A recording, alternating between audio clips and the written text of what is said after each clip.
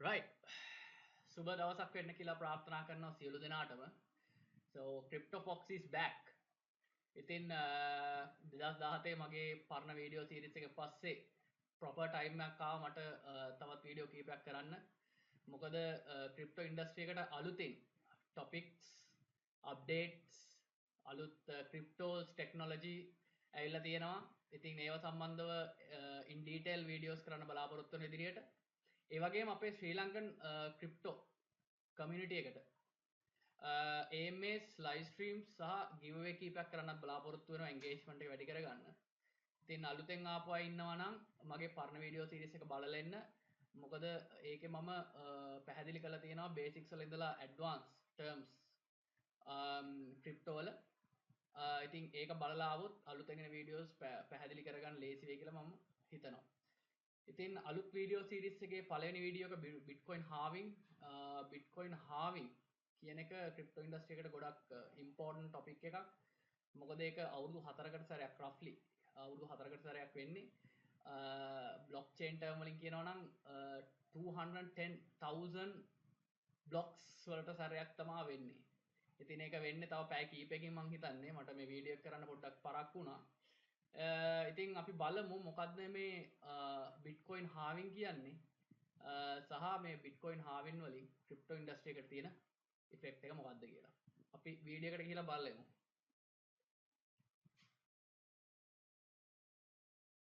right අපි දැන් බලමු බිට්කොයින් හාවින් කියන්නේ මොකක්ද කියලා. ඉතින් මේ බිට්කොයින් හාවින් කියන ප්‍රසන්ටේෂන් එක මම ටිකක් ඉන් ඩීටේල් හැදුවා. ගොඩක් ටර්ම්ස් ටෙක්නිකල් ටර්ම්ස් දාලා ගොඩක් අයට තේරුම් ගන්න ලේසි වෙන්න. අපි ගිහිල්ලා බලමු දැන් මොකක්ද මේ බිට්කොයින් හාවින් කියන්නේ කියලා. බිට්කොයින් හාවින් වලට යන්න කලින් අපි let's take a step back. පියවරක් පස්සට තියලා බලමු. මොකද මගේ පළවෙනි වීඩියෝ සීරීස් එකේ කරපු දේවල් වල සමරි එකක් මම දැම්මා. අලුතෙන් කවුරු හරි ඇවිල්ලා මේ වීඩියෝ එකට අලුතෙන් කවුරු හරි ආවනම් එයාට තේරුම් ගන්න පහසු වෙන්න. නමුත් මම රෙකමන්ඩ් කරන්නේ මගේ පරණ වීඩියෝ සීරීස් එක බලන එක තමයි. එතකොට ගොඩක් ලේසි වෙයි මේ කියන ටර්ම්ස් තේරුම් ගන්න. ඉතින් සමරි එක මම ටිකක් ඉක්මනට කරගෙන යන්නම්. මොකද මේ සියලුම දේවල් මම ඉන් ඩීටේල් කලින් කරලා තියෙන නිසා. ඉතින් cryptocurrency is a form of non-tangible digital currency only exists electronically. ඉතින් cryptocurrency කියන්නේ digital currency එකක් non-tangible කියලා කියන්නේ අපිට touch කරන්න බෑ. rupees dollars වගේ touch කරන්න බැරි electronically exist වෙන currency එකක්. ඉතින් cryptocurrency කිව්වහම මුලින්ම ඔලුවට එන්නේ bitcoin. ඉතින් world's first major significant major cryptocurrency Bitcoin was invented by an anonymous coder group of coders called Satoshi Nakamoto way back in 2009. ඉතින් Bitcoin කියන දේ හොයාගත්තේ Satoshi Nakamoto කියලා කෙනෙක්. තාම real identity එක හොයාගෙන නැහැ. එයා individual කෙනෙක් වෙන්න පුළුවන්, group of people group එකක් වෙන්නත් පුළුවන්. Bitcoin is a P2P decentralized money transaction mechanism which allows one user to send funds to another user without any third party involved. Bitcoin කියලා කියන්නේ P2P ඒ කියන්නේ peer to peer. ඒකට එක user කෙනෙක් ඉඳලා තව user කෙනෙකුට money transaction, currency transaction එකක් කරන්න පුළුවන් central figure එකක් නැතුව. ඉතින් Satoshi ගේ vision එක උනේ ඒක.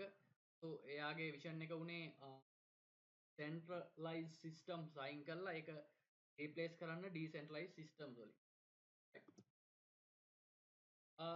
මේක පොඩක් technical terms වැඩි.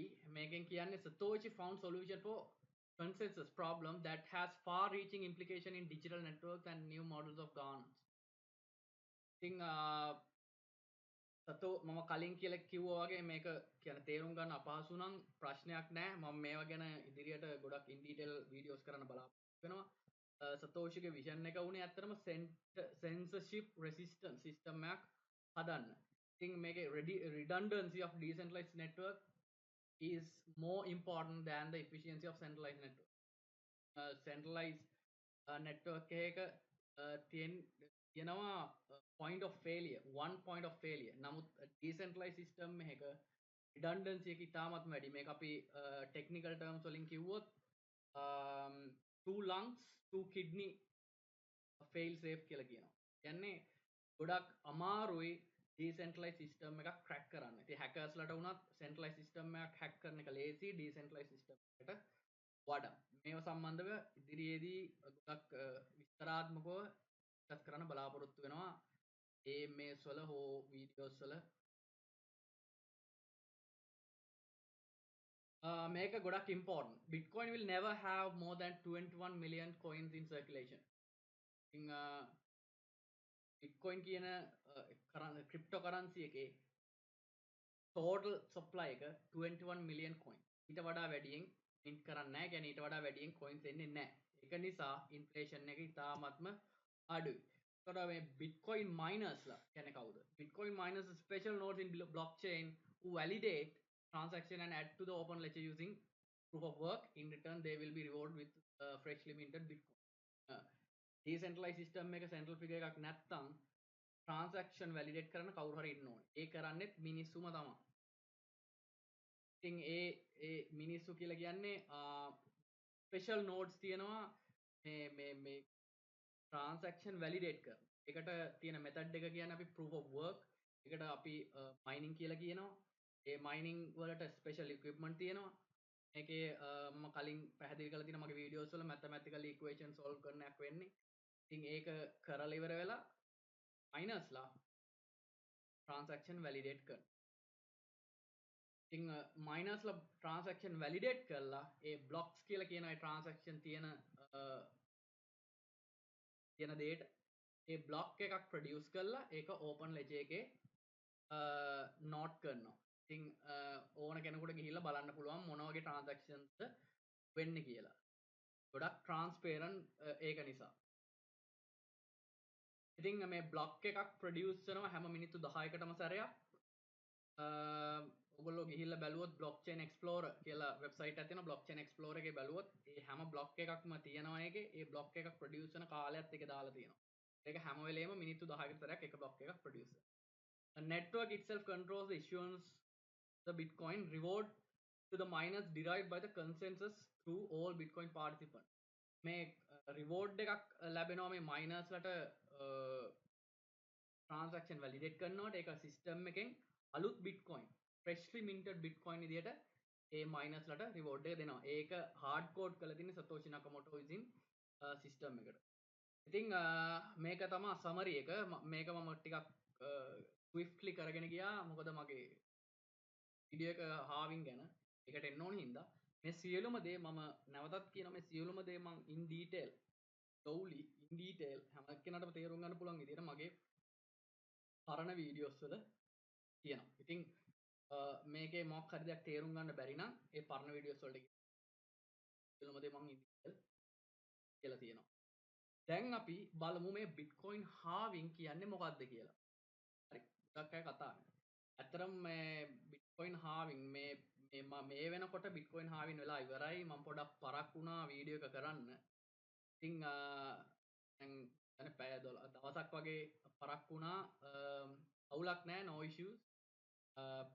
මේකෙන් එන ඉෆෙක්ට් එක ගැන දැන ගැනීම තමයි ගොඩක්ම වැදගත් වෙන්නේ.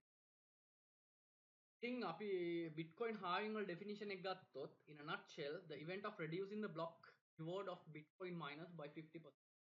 ගොඩක් අය අතර තියෙනවා මේ වැරදි මතයක් මේ halving කියලා කියන්නේ total supply එක භාගයක් වෙනවා කියලා. එහෙම වෙන්නේ නැහැ. ඒක වැරදිම මතයක්. හරි? 50% ඒ කියන්නේ භාගයක් අඩු වෙන්නේ miners ලට ලැබෙන reward එකෙන්. හරිද?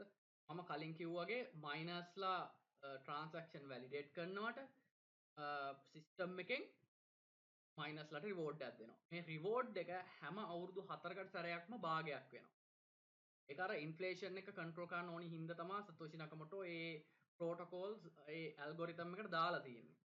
ඉතින් මෙතන මම miners ලා දෙන්නෙක් පෙන්නලා තියෙනවා ඔයගලන්ට. පැහැදිලිව ලේසි වෙන්න. halving වලට කලින් ඔයගලන්ට whole Bitcoin එකක් හම්බුණා නම් as the reward halving එකෙන් පස්සේ ආර හම්බෙන්නේ එකෙන් exactly භාගයක්. So this happens once per every 210,000 blocks. Technical terms වලින් කියනවා නම් මේක වෙන්නේ සතෝෂිගේ theory එක අනුව හැම blocks 2,10,000කට සැරයක්.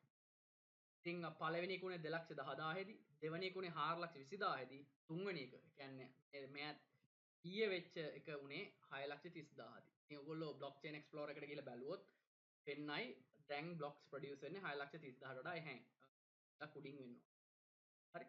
ඉතින් මේ බ්ලොක්ස් 2,10,000ක් ප්‍රොඩියුස් වෙන approximately යනවා 4 years. يعني අවුරුදු 4කට සැරයක් තමා මේක වෙන්නේ roughly. exactly කියන්න බෑ roughly. කියන්නේ මම කලින් කිව්වා බ්ලොක් වල කියන frequency එකක් 10 minutes කියලා. නම් 10 minutes පොඩ්ඩක් වේරි වෙනවා තප්පර ගානක්. ඒක සිස්ටම් එකේ ස්ටේටස් එක මත තමයි තීරණය වෙන්නේ. There have been two halving happened today. අද වෙනකොට 2 නෙමෙයි ඇත්තටම දැන් 3ක් වෙලා තියෙන්නේ.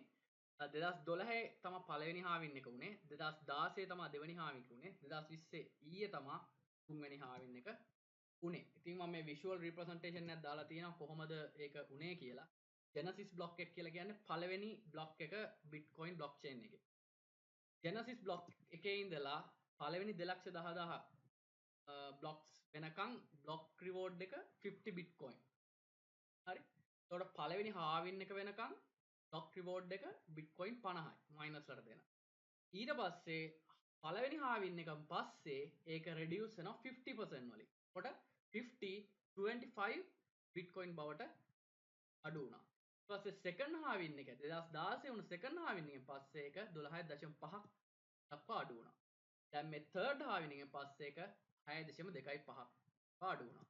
ඉතින් මේ වගේ halving 32ක් වෙන්න තියෙනවා. 32කින් පස්සේ ඒක ඉවරයි. 32 වෙන්න තියෙන්නේ approximately 2140 වෙද්දි 32 වෙනි halving එකෙන් පස්සේ block reward එක බිඳුවක් බවට පත් වෙනවා. ඉතින් මම කලින් කිව්වා වගේ third halving එකෙන් පස්සේ block reward එක 6.25ක් දක්වා අඩු වුණා. ඇත්තටම මෙතන මම දාලා තියෙන්නේ will reduce to 5 කියලා වීඩියෝ එක කරන්න පොඩක් පරක්කුණු නිසා හදන්න ඕනේ. ඇත්තටම කිව්වොත් දැනට ඒක වෙලා තියෙන්නේ. block height එක 6,30,000 දී.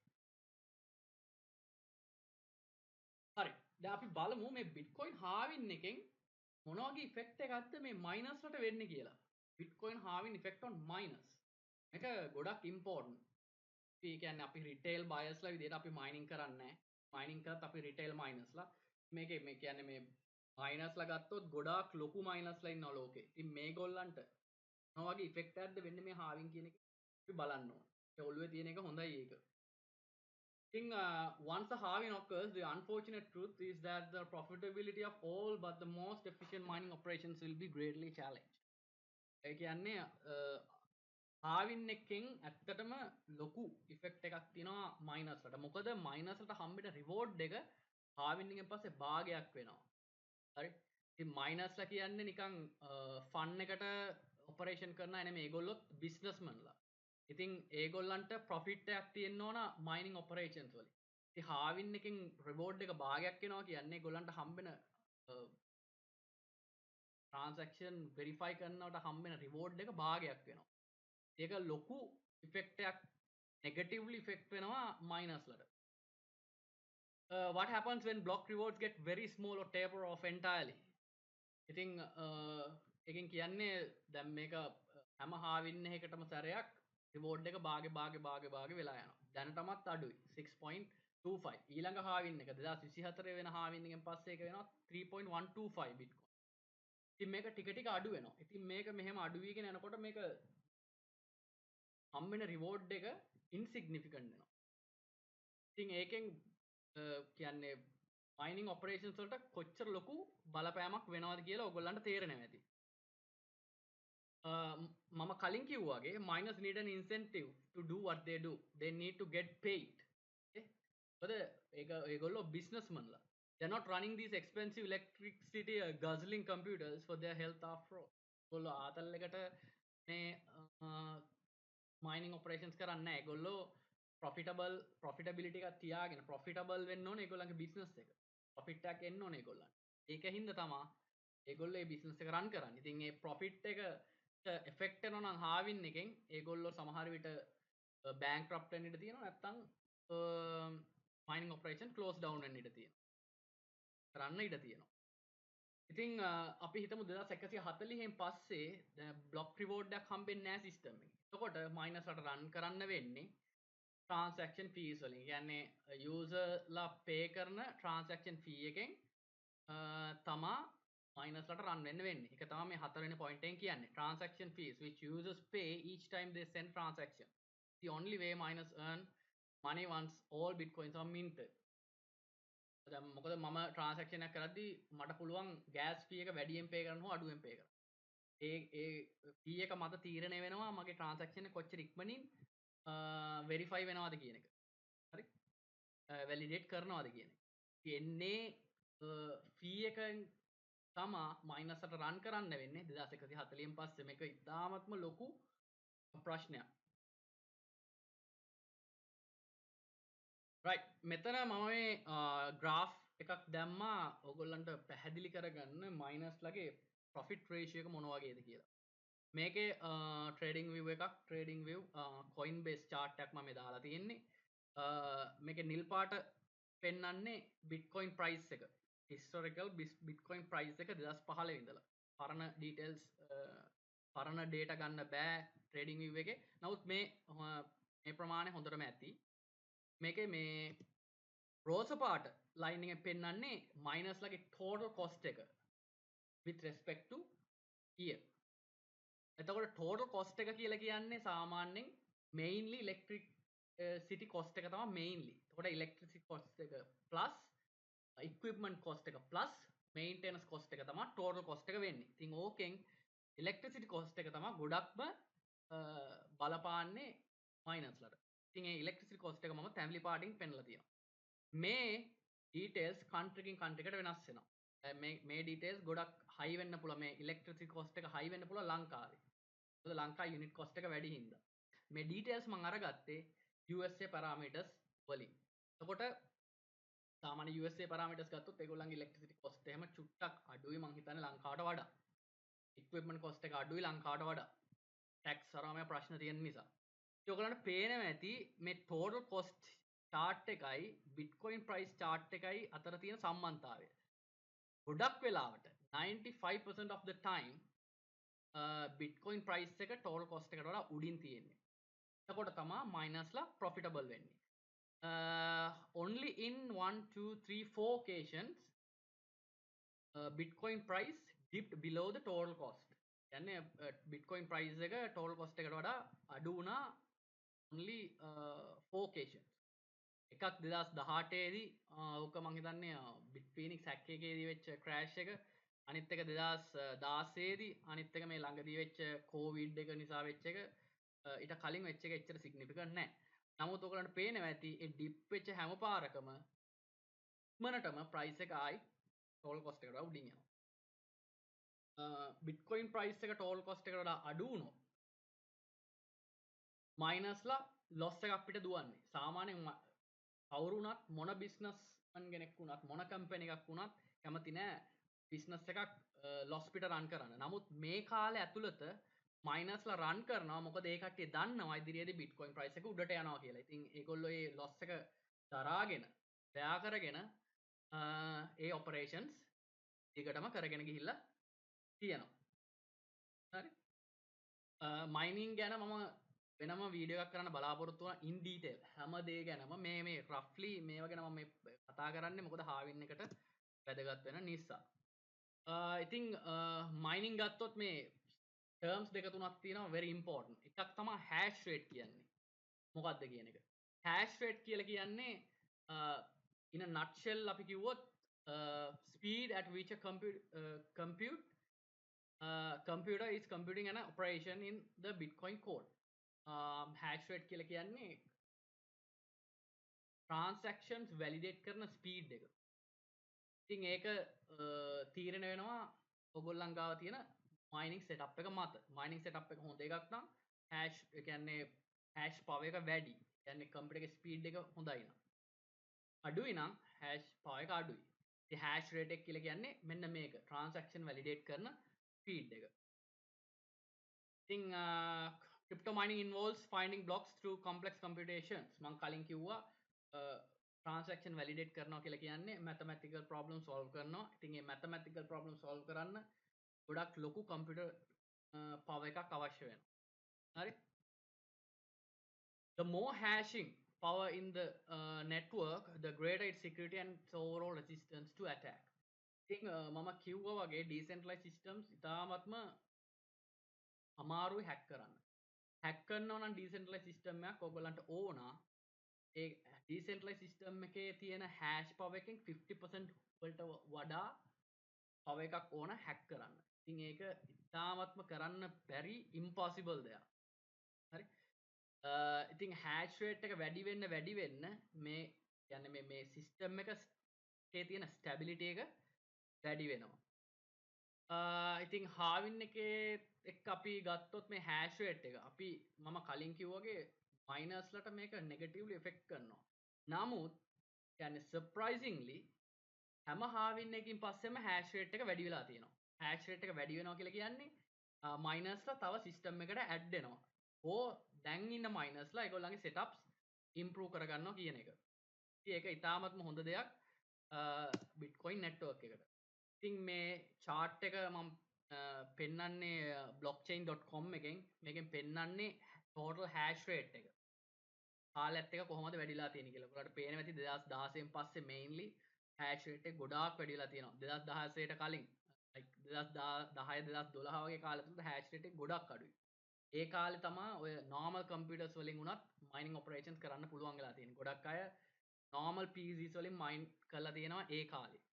පොයින්ට් 10 15 20 100 200 වුණත් මයින් කරලා තියෙනවා ඒ කාලේ. මොකද ප්‍රයිස් එකත් අඩුයි. එච්චර මේ බිට්කොයින් ගැන දන්නෙත් නෑ ඒ කාලේ. ඉතින් ඒ කාලේ ගොඩක් PC මයිනර්ස්ලට හොඳයි. නමුත් දැන් අපිට PC මයිනින් පාවිච්චි කරන්න බෑ. මොකද හැෂ් රේට් එක ඉතාමත්ම වැඩි. කොම්ප්ලෙක්ස් මයිනින් ඉක්විප්මන්ට් ඇවිල්ලා තියෙන්නේ දැන්. ඒවත් එක්ක පොඩ්ඩක් අමාරුයි කම්පීට් කරන්න. බලන්න පේනවා ඇති එක්ස්පොනෙන්ෂල් ග්‍රෝත් එකක් තියෙනවා හැෂ් රේට් එකේ. රයිට්. ඊළඟ ටර්ම් එක තමයි ඩිෆිකල්ටි කියන්නේ. ඩිෆිකල්ටි කියන එක හැෂ් රේට් එකත් එක්කම එන ටර්ම් එකක්. ඉතින් මේ ඩිෆිකල්ටි කියලා කියන්නේ සරලවම කියනවා නම් කොච්චර අමාරුද බිට්කොයින් බ්ලොක් එකක් මයින් කරන්න කියන එක. يعني ක්‍රියේට් කරන්න කියන එක. ඉතින් ඒක ලිමිට් එකක්. හරියට කියනවා නම් මෙන්න මේ ලිමිට් එකක් තියෙනවා ඩිෆිකල්ටි කියලා. ඒ ලිමිට් එකට වැඩියෙන් හැෂ් පවර් එකක් තියෙන්න ඕනි. බිට්කොයින් බ්ලොක් එකක් මයින් කරන්න. රයිට්. මම කලින් කිව්වාගේ මම නැවත කියනවා මේ සම්බන්ධව මම සියලුම දේවල් ඉන් ඩීටේල් කරන්න බලාපොරොත්තු වෙනවා ඩයග්‍රෑම්ස් එක්ක මගේ මයිනින් වීඩියෝ එකේදී. ඒක දැනට මතක තියාගන්න මේ සරල තේරුම මොකද්ද මේ ඩිෆිකල්ටි කියන්නේ. ඉතින් මේ ඩිෆිකල්ටි කියන එක සාමාන්‍යයෙන් වැඩි වෙනවා හැෂ් පවර් එක වැඩි වෙද්දී. හැෂ් පවර් එක අඩු වෙද්දී ඩිෆිකල්ටි එක අඩු වෙනවා. මොකද ඩිෆිකල්ටි එක වැඩි වෙද්දී මයින් කරන්න අමාරුයි. හරි. ඩිෆිකල්ටි එක අඩු වෙද්දී මයින් කරන්න ලේසි. ඉතින් ඩිෆිකල්ටි එක වැඩි වෙද්දී හැෂ් පවර් එක වැඩි වෙනවා. so normally ඒකේ අනිත් පැත්ත නිසා හැෂ් පවර් එක වැඩි වෙද්දී ඩිෆිකල්ටි එක වැඩි වෙනවා. හැෂ් පවර් එක වැඩි වෙද්දී ගොඩක් මයිනර්ස්ලා සිස්ටම් එකේ ඉන්නවා. එතකොට මයින් එක මයින කෙනෙකුට මයින් කරන්න තියෙන ඩිෆිකල්ටි එක වැඩි. හරි.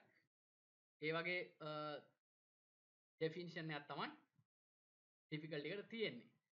ඉතින් මම කලින් කිව්වාගේ ඩිෆිකල්ටි එක directly proportional to hash power. There is no visible correlation between halving and difficulty. ඒ කියන්නේ correlation එකක් නෑ ඇත්තටම අපි ගත්තොත් difficulty එකයි මේ halving එක අතර. නමුත් අපි දන්නවා halving එකෙන් පස්සේ මේ hash rate එක ගොඩක් වැඩි වුණා කියලා මම කලින් ඔයගොල්ලන්ට පෙන්නුවා. ඉතින් hash rate එක වැඩි වෙද්දී difficulty එක වැඩි වෙනවා. ඉතින් මේ තියෙන්නේ difficulty chart එක. ඔයාලට පේනවා ඇති ඒක ඒ chart එක hash rate chart එක හා සමානයි. hash rate එක වැඩි වෙද්දී difficulty එක වැඩි වෙනවා.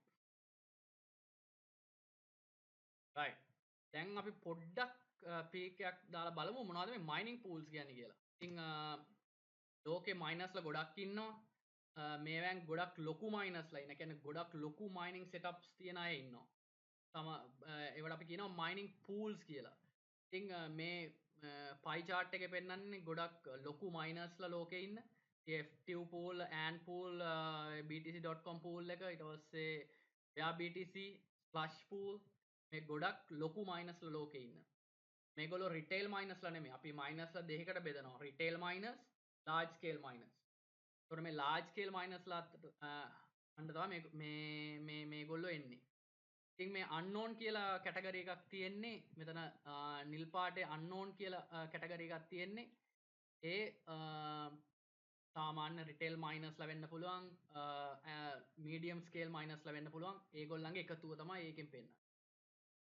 අනිත් එක එක්ස්චේන්ජ් පූල්ස් තියෙනවා OKX පූල් එක තියෙනවා හුබයි පූල් එක තියෙනවා හුබොයෝ හුබි තාම ප්‍රොනවුන්සියේෂන් හරියට කියන්න බෑ.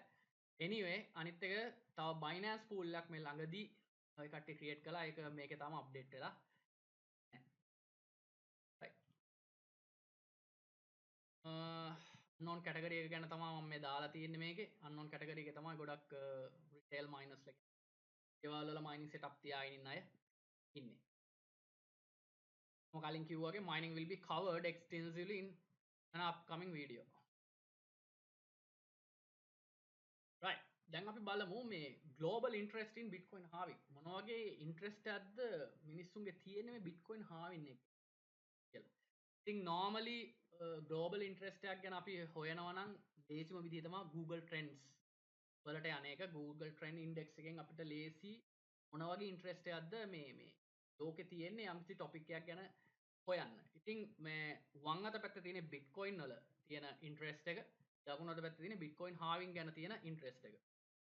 එතකොට මේ bitcoin ගැන තියෙන interest එක normally කියන්නේ ඒක throughout the years constant. එන සාමාන්‍යයෙන් 50 වගේ level එක තමයි ඒක තියෙන්නේ. මොකද bitcoin කියන්නේ 2009 ඉඳන් එන දෙයක්. ඉතින් ගොඩක් අය දැන් familiar bitcoin එක. ඉතින් ඒක constant value එක තියෙනවා. ඒක 25ට වඩා අඩු වෙලා නැහැ කවදාකවත්. ඒක average එක 50 වගේ තිබිලා තියෙනවා. දැන් මේ closer to halving කියන්නේ halving එකට ලං කරලා පොඩ්ඩක් bitcoin ගැන තියෙන interest එකත් වැඩි වෙලා තියෙනවා. ඒ වුණාට අපි bitcoin halving chart එකට ගියොත් bitcoin halving එක වෙන්නේ අවුරුදු 4කට සැරයක්. එතකොට තමයි මේක ඒ halving එක ලං වෙනකොට තමයි මේකේ තියෙන interest එක එකපාරට peak වෙන්නේ. දැන් ඔයගලන්ට පේනවා ඇති මේ 2019 ඉඳලා 2019 2018 2019 අන්තිම භාගය වෙනකන් මේ halving ගැන තිබ්බ ඉන්ට්‍රස්ට් එක ආසන්න වශයෙන් බිඳුවයි. හරි මේක මම වර්ල්ඩ් වයිඩ් දාලා තියෙන්නේ. කියන්නේ මුළු ලෝකෙම.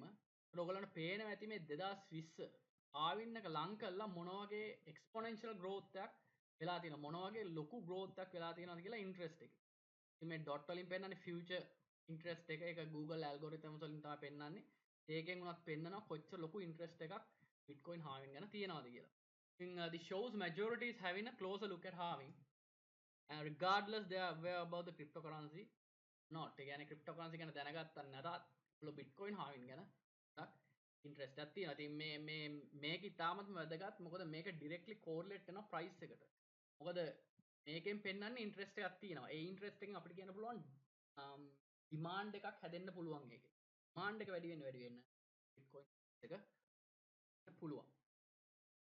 right දැන් අපි බලමු ගොඩක් ගොඩක්ම important topic එක මේ presentation එක. මොකද most of the crypto community members are in for money not in for the technology. එකයි bitter truth එක. ඉතින් මේක තමයි ගොඩක්ම වැදගත් ගොඩක් අයට. right ඉතින් අපි බලමු මොන වගේ effect එකක්ද මේ halving එකෙන් bitcoin price එකට තියෙන්නේ කියලා. ඉතින් අපි history එක ගත්තොත් දැනට මේ කියවෙච්ච halving එකට කලින් වෙච්ච halving දෙකේදීම වෙලා කියන්නේ halving first halving and second halving මේ දෙකම වෙලා within 1 year bitcoin price එක ගොඩාක් drastically surged. يعني ගොඩක් උඩට නැග්ගා. හරි ඒක මම chart එකෙන් පෙන්නන්නම් ඉදිරියට. ඉතින් මේකට එක හේතුවක් one narrative being miners get less bitcoin to sell into the open market and supply increment rates reduces as a result price increase. ඉතින් මේක එක නැරටිව් එකක්. එක හේතුවක් විදිහට සඳහන් කරන්නේ ගොඩක් අය මයිනර්ස්ලට ලැබෙන බිට්කොයින් ප්‍රමාණය ඒ කියන්නේ අවුරුදු 4න් 4 අඩු වෙනවා. එතකොට මේ සප්ලයි එක කවදාවත් අඩු වෙන්නේ නැහැ බට් සප්ලයි එක ඉන්ක්‍රීස් වෙන රේට් එක අඩු වෙනවා. ඉතින් as a result price increases. ඉතින් ඒ සප්ලයි එක ලැබෙන රේට් එක අඩු වෙනවා වෙනවා. ඩිමාන්ඩ් එක එකම ලෙවල් එකේ තියෙනවා කියලා හිතුවොත් රියැලිටි ඩිමාන්ඩ් එක පොඩ්ඩක් වැඩි වෙනවා. ඉතින් සප්ලයි රේට් එක අඩු වෙනවා කියන්නේ ප්‍රයිස් එක වැඩි වෙනවා. ඒක එක නැරටිව් එකක්. ඉතින් මම මේ ටේබල් එකක් දාලා තියෙනවා ඒක පැහැදිලි කරන්න. බ්ලොක් රිවෝඩ් එක පළවෙනි 2012 වෙනකම් පළවෙනි හාවෙන් එක නම් 50 ඊළඟ එකේ 25 12.5 6.25 ඒක ඊළඟ හාවින් එක වෙනකම් 6.25 එතකොට ගත්තොත් 2009 ඉඳලා 2012 දක්වා බිට්කොයින් අලුතෙන් බිට්කොයින් මයින් කරලා තියෙනවා මිලියන 10ක්. ඊළඟ ෆස්ට් හායින් ඉඳලා සෙකන්ඩ් හායින් එක වෙනකම් 5.2 මිලියන් බිට්කොයින් මයින් කරලා. ඔයාලන්ට පේනවා ඇති එන්න බිට්කොයින් මාකට් එකට රිලීස් වෙන يعني ශීඝ්‍රතාවය රේට් එක අඩු වෙනවා. ඊළඟ 2016 ඉඳලා 2020 වෙනකම් කියන්නේ මේ ඊයේ හාවින් එක වෙනකම් 2.6 මිලියන් බිට්කොයින් විතරයි දැනට ඇවිල්ලා තියෙන්නේ. ඊළඟ හාවින් එකේ වෙනකම් ඒ කියන්නේ අද ඉඳලා ඊළඟ හාවින් එක වෙනකම් බිට්කොයින්ස් මාකට් එකට එන්නේ 1.3. ඉතින් පේනවා ඇති මොන වගේ කියන්නේ සප්ලයි එක කොහොම මේ සප්ලයි ඉන්ක්‍රීස් වෙන රේට් එක කොච්චර අඩු වෙනවද කියලා. මේකට හොඳ chart එකක් තියෙනවා ඉස්සරහට මම පෙන්නන්නම් ඒ chart එක. මොකද වෙන්නේ කියලා. right. ඉතින් මෙතන මම මේ Bitcoin inflation versus USD inflation කියලා charts දෙකක් දැම්මේ ඔයගොල්ලන්ට පැහැදිලි වෙන්න. කියන්නේ Bitcoin වල මොන වගේ inflation effect එකක්ද වෙන්නේ කියලා. ඔයගොල්ලෝ වම් අත පැත්තේ පෙන්නන්නේ Bitcoin inflation එක, දකුණු අත පැත්තේ පෙන්නන්නේ dollar inflation එක. මම dollar inflation එක ගැන ඉස්සෙල්ලා පැහැදිලි කරා. 1800 දී මින් කරපු ඩොලර් එකක් කොම්පන්සේට් කරන්න දැන් 2020 ඩොලර්ස් 20.49ක් ඕන. 2020 ඩොලර් 20.49ක් සමාන වෙනවා 1800 එක ඩොලර් එකට. එකෙන් පේනවා කොච්චර ඩිප්‍රිෂিয়েට් වෙලා තියෙනවද කියලා ඩොලර් එක. වම් අත පැත්තේ chart එකට අපි ගියොත් ඔයගලන්ට නිල් පාට කර්ව් එකෙන් පෙන්නන්නේ සප්ලයි එක කොහොමද ඕවර් ටයිම් වෙන්නේ කියලා. එතකොට මේක රේට් එක වැඩියෙන් පටන් ගන්න මුලින්ම ඊට පස්සේ එන්න රේට් එක අඩු වෙනවා. රේට් එක අඩු වෙලා ෆ්ලැට් ලයින් වෙනවා 2140 වෙද්දී. මේකෙන් පේනන්නේ මේ ටෝටල් සප්ලයි එක කොහොමද මේ බිට්කොයින් වල ටෝටල් සප්ලයි එක 100% මේ කියන්නේ 21 මිලියන් බිට්කොයින් මෙතෙන්ට එනකොට මෙතනින් පෙන්නනවා ඇති මේ තියෙන්නේ 21 මිලියන් බිට්කොයින් මේ පෙන්නන්නේ අවුරුද්ද 2033 2037 මෙහෙම කියලා 2140 වෙද්දී මේක ෆ්ලැට් ලයින් එකක් බවට පත් වෙනවා. කියන්නේ කොන්ස්ටන්ට් එකක් බවට පත් වෙනවා. ඒතර ඔයගලන්ට පේනද මේ ඉන්ෆ්ලේෂන් එක මුලින්ම ඉන්ෆ්ලේෂන් එක ටිකක් හයි over 100. ඒතකොට මේ over the time මේ ඉන්ෆ්ලේෂන් එක අඩු වෙලා 2140 වෙද්දී බවට පත් වෙනවා. right ඊළඟට මේ ටර්ම් එකක් තියෙනවා stock to flow ratio කියලා. මේක ඉතාමත්ම වැදගත් මේ Bitcoin price එකට. stock to flow ratio කියන එක ටර්ම් එක define කරලා තියෙන්නේ commodities වලට. commodities කියන්නේ මොනවද කියලා forex කරන අය හෝ stock market එකත් එක්ක in touch ඉන්න අය දන්නවා අද මේ S2F stock to flow ratio කියන්නේ කියලා. stock to flow ratio කියලා කියන්නේ nutshell යන definition එක තමයි it is the amount of commodity held in inventories divided by the quantity produced per annum. කියන්නේ දැනට inventories වල තියෙන ප්‍රමාණය බෙදන්න ඕන ඒ අවුරුද්දේ ඒ commodity එක produce කරන rate එකෙන්. ඇත්තටම මේක සරලවම කිව්වොත් අපි උදාහරණයක් ගමු commodities ගත්තොත් commodities ගොඩක් තියෙනවා. commodity තියෙනවා oil කියන්නේ commodity එකක්, copper කියන්නේ commodity එකක්. එතකොට silver, gold ඒවා commodities. එතකොට අපි හිතමු උදාහරණයක් විදිහට gold ගත්තොත් gold දැනට කොච්චර reserve එකේ තියෙනවද ලෝකේ? එතකොට ඒ reserve එකේ තියෙන gold ප්‍රමාණයක් produce කරන්න, ඒ වගේම gold ප්‍රමාණයක් produce කරන්න තව කොච්චර කල් යනවද දැනට තියෙන mining rate එකත් එක්ක. ඒ කියන්නේ gold කියන්නේ mining කරන දෙයක්නේ. අපි දැනගන්නවා average එකක් අපිට calculate කරන්න පුළුවන් gold ලෝකේ gold mining rate එක අවුරුද්දට කොච්චර mine කරනවද? එතකොට 2020 වෙනකොට gold mine කරන rate එක මොකක්ද කියලා අපි දන්නවා. එතකොට gold inventory එකේ කොච්චර තියෙනවද කියලා අපි දන්නවා. එතකොට inventory එකේ තියෙන gold ප්‍රමාණය produce කරන්න දැනට තියෙන rate එකෙන් කොච්චර කල් යනවද කියන එක තමයි stock to flow ratio එකෙන් කියන්නේ. මම මේකට bitcoin වලට මම calculation එකක් ඉස්සරහ දාලා තියෙනවා. එතකොට වඩාත් පැහැදිලිව ඔයගොල්ලන්ට මේක කොහොමද calculate කරන්නේ. හරි. එතකොට අපි Bitcoin වල stock to flow ratio එකට එන්න කලින් අපි බලමු අනිත් ඒවා. එතකොට crude oil, copper, corn කියන ඒ වගේ stock to flow ratio එක ගොඩක් අඩුයි. හේතුව crude oil copper corn කියන දේවල් ගොඩක් පරිභෝජනයට ලක් වෙනවා කියන්නේ day to day life එකේ crude oil කියන එක වාහන වලට ගොඩක් use වෙනවා එතකොට ඉන්වෙන්ටරි එකේ තියෙන oil ප්‍රමාණය ඉතාමත්ම අඩුයි එතකොට rate ඒක ඉන්වෙන්ටරි එකේ ප්‍රමාණය ගොඩාක් අඩු වෙනකොට stock to flow ratio එක ගොඩක් අඩුයි copper කියන්නේ industrial applications ගොඩක් වලට use වෙන ඒ cables electronic equipments වලට ගොඩක් පාවිච්චි කරන දෙයක් ෆෝන් කියන්නේ ඉතින් පරිභෝජනය කරන දෙයක්. ඉතින් මේ ඒ තුනේ තියෙන stock to flow ratio ගොඩක් අඩුයි ඉන්වෙන්ටරි එකේ නැති හින්දා. නමුත් silver සහ gold ඒ වගේ industrial applications තිබ්බට ඒවා limited. ගොඩක් silver සහ gold පාවිච්චි කරන්නේ sentimental values වලට. කියන්නේ necklaces ඊපස්සේ bangles ඔය වගේ වලට තමයි පාවිච්චි කරන්නේ. ඉතින් ඉන්වෙන්ටරි එකේ ගොඩක් තියෙනවා. එතකොට මේ දැනට තියෙන commodities වලින් stock to flow ratio එක වැඩිම gold වල. ඒක round මං හිතන්නේ 63 තියෙන්නේ. එතකොට 63 කියලා කියන්නේ දැනට තියෙන gold inventory එකේ තියෙන gold ප්‍රමාණය produce කරන්න rate එකක් consider කරලා බැලුවොත් අවුරුදු 63ක් යනවා දැනට inventory එකේ තියෙන gold ප්‍රමාණය ඉස්සරහට produce කරන්න. හරි අපි දැන් බලමු බිට්කොයින් වල. ඔයගොල්ලන්ට පේන්නේ නැති මෙතන මේ values දෙකක් තියෙනවා. මේක මම calculate කරන විදිහ ඉස්සරහට එනවා. මම පැහැදිලි කරන ඊළඟ slide එකේදී. දැනට පොඩ මතක තියාගන්න බිට්කොයින් වල 2020 දී දැන් මේ halving එක වෙනකොට බිට්කොයින් වල තියෙන stock to flow ratio එක around 50 or around 50 කියන value එක එච්චර වැදගත් නෑ. 2025 වෙද්දී ඒක 120ක් round 120 වගේ බවට පත් වෙනවා. වෙන්නේ කොහොමද කියලා ඊළඟ slide එකේ මම පෙන්නන්නම්. මේක බිට්කොයින් ස්ටොක් ටු ෆ්ලෝ රේෂියෝ එකට යන්න කලින් කියන්න ඕන දෙයක් තියෙනවා. ස්ටොක් ටු ෆ්ලෝ රේෂියෝ එකේ සහ ප්‍රයිස් එක අතර තියෙන සම්බන්ධතාවය තමයි සාමාන්‍යයෙන් ස්ටොක් ටු ෆ්ලෝ රේෂියෝ එක වැඩි නම් ප්‍රයිස් එක වැඩිම සම්භාවිතාව වැඩි. ඒක තමයි කියන්නේ.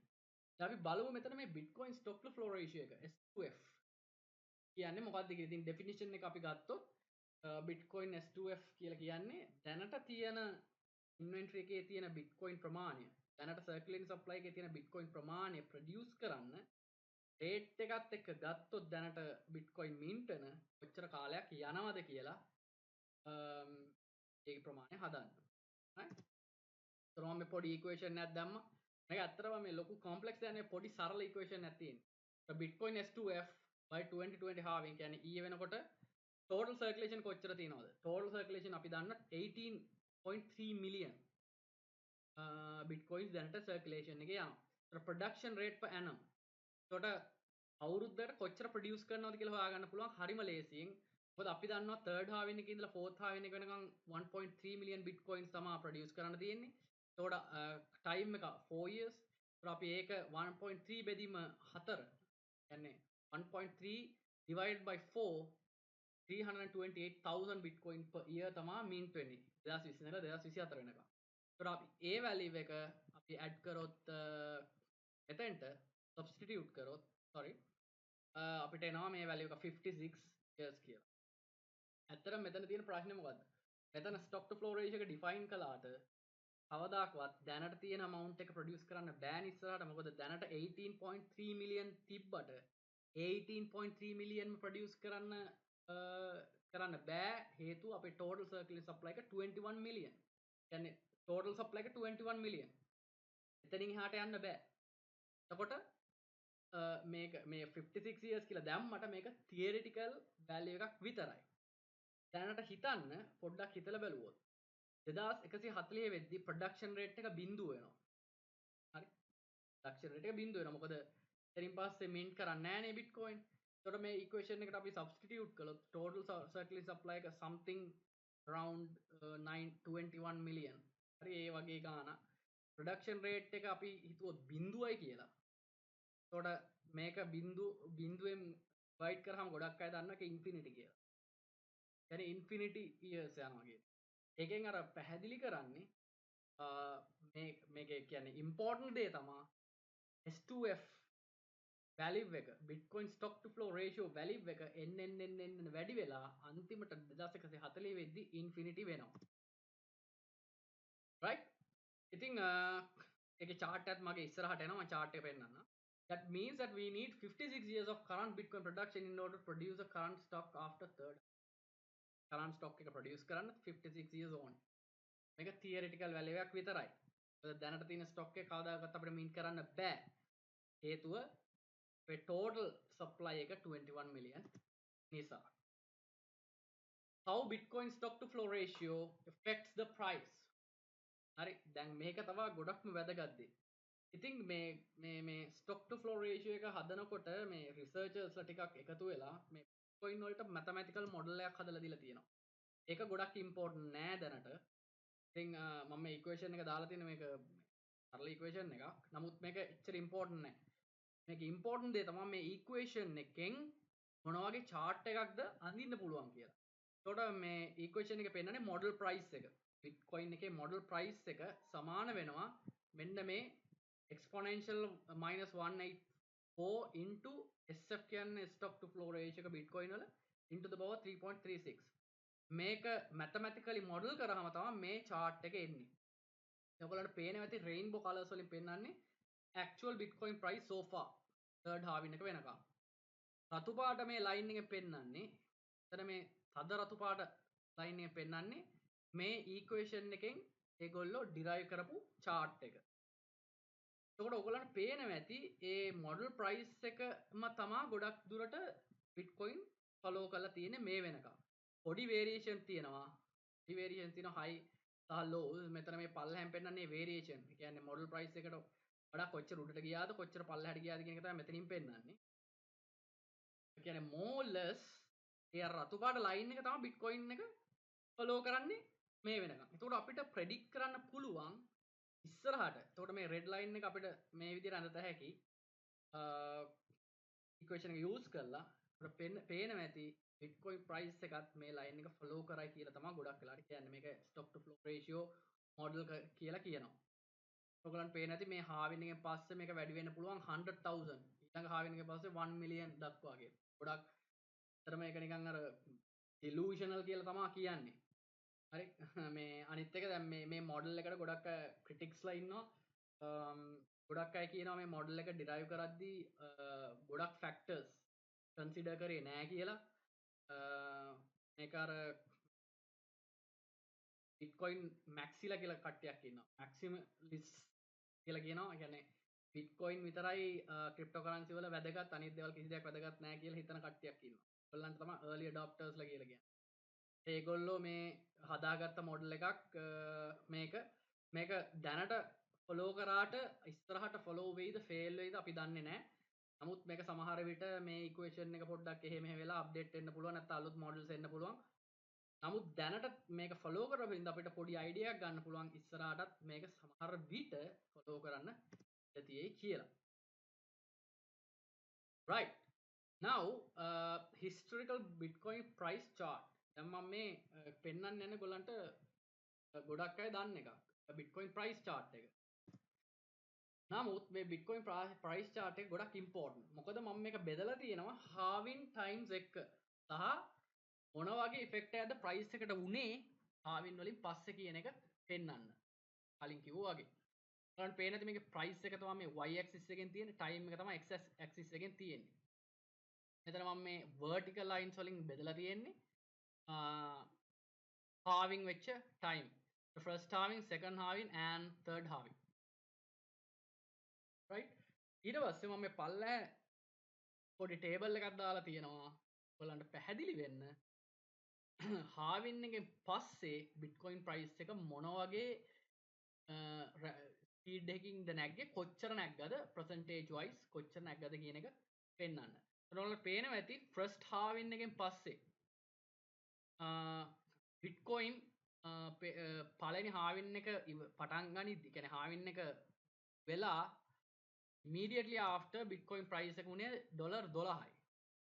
අවුරුද්දකට පස්සේ ඒක 1178 දක්වා නැගලා තියෙනවා. ඒක 9218% 9218% climb එක. ඒසින කියන්නේ halving එක immediately after price එක වගේ 92 ගුණයක් ඉන් වැඩි වෙලා තියෙනවා අවුරුද්දකට පස්සේ. හරි? insane.